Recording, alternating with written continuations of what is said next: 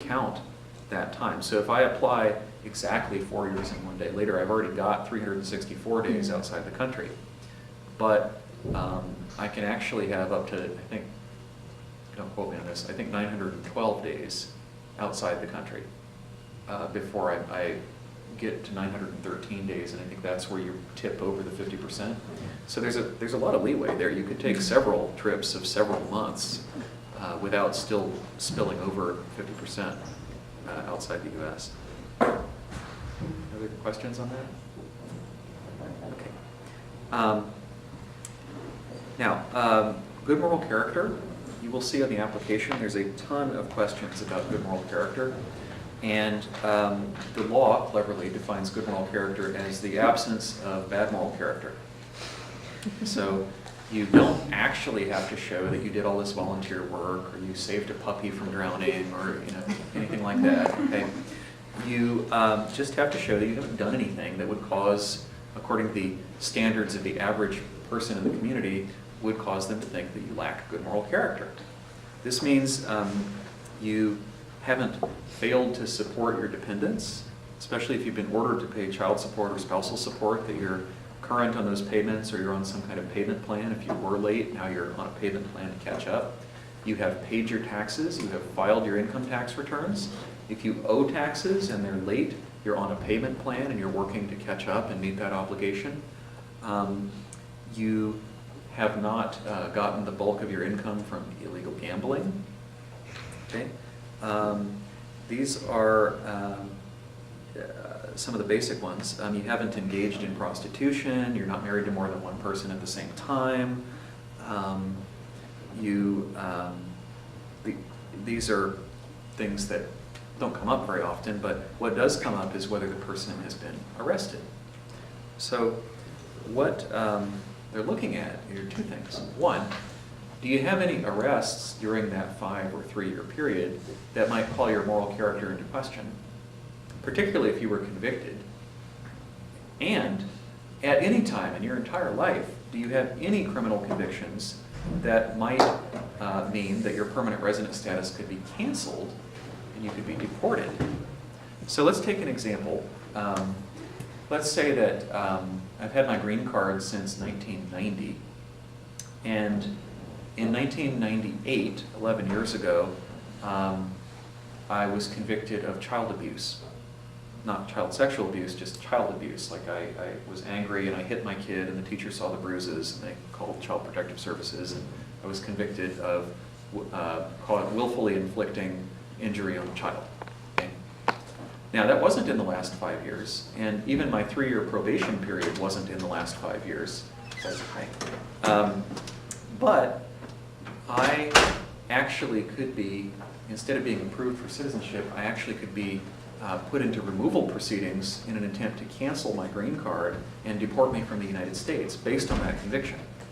So if somebody has a conviction,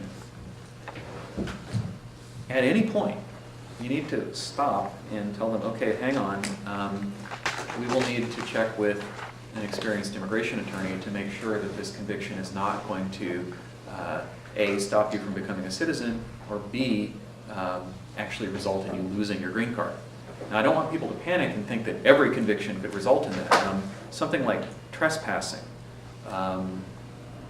drunk driving. I've had sunbathing on a nude beach. Sunbathing on a nude beach. Disturbing the peace. These are convictions. Vandalism, provided that you didn't get a 1-year jail sentence. These are convictions that are not going to get somebody deported. But if the conviction is within, if the actual crime was committed within the 5-year period or the 3-year period, then it is possible that even though it doesn't make the person deportable, it could be used to deny their application, saying, look, you're asking to become a citizen. But within this period that we're scrutinizing extra closely, you have not only an arrest, but actually a conviction. Okay? So even if the conviction itself doesn't involve moral turpitude, there's a whole body of case law about what's moral turpitude, but it's moral turpitude is basically something that's a serious violation of community standards, or involves an element of fraud or willfully, permanently taking somebody else's property. So if I go down to 7-Eleven and shoplift a Snickers bar, even though it might not be that big a deal in the grand scheme of things, it is a crime of moral turpitude because I intended to willfully take away their property permanently. Most likely, I was going to bring the Snickers bar back. That could be a crime of moral turpitude. So there are cases where somebody is not deportable, but does have an offense within the 5-year period, like petty theft, for example.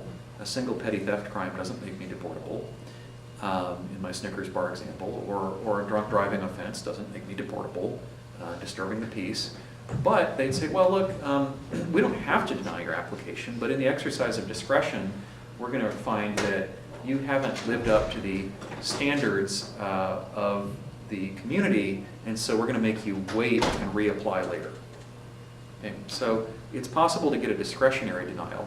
Now, some of these denials are a little bit silly, like the Seattle district of immigration got sued because they were denying citizenship applications because people had been ticketed for digging up too many clams on the beach.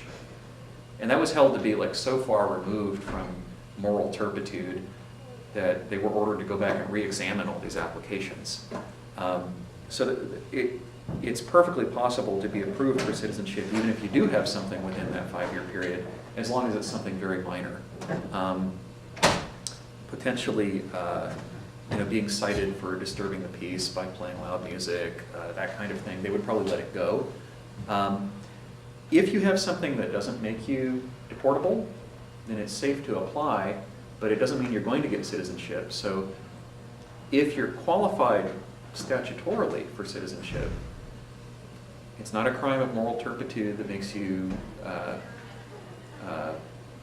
unable to show good moral character, then what you would do, like let's say I have a conviction for trespassing, okay, and it was 4 years ago, I'd say, well, I don't really want to wait another year.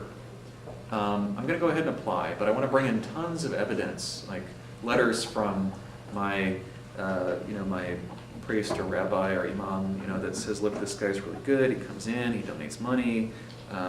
He went on our volunteer trip for Habitat for Humanity to build houses, and then I get a letter from my boss at work. This guy's such a hard worker. He's there on time every day, and we really rely on him. And okay, so the more I can build up, okay, if I have a clean record police-wise, I don't need all this stuff. But if I have something on my record, I would want to bring in evidence that shows that that was a one-time thing.